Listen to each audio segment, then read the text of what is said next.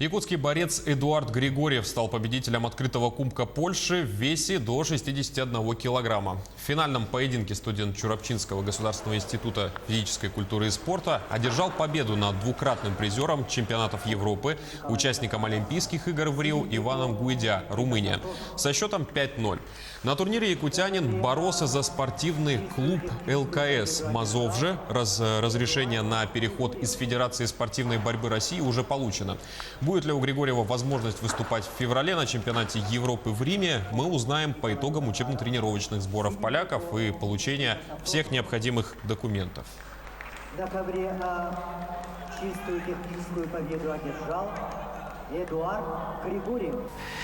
Сейчас Эдуард находится в учебно-тренировочном сборе. Он не будет участвовать на чемпионате Европы. Вид на жительство, документы оформляются, поэтому последняя стадия. Но там есть срок определенный, и через 4-3 месяца мы можем увидеть его уже на международных соревнованиях от команды Польши. Поэтому мы надеемся, все зависит от спортсмена.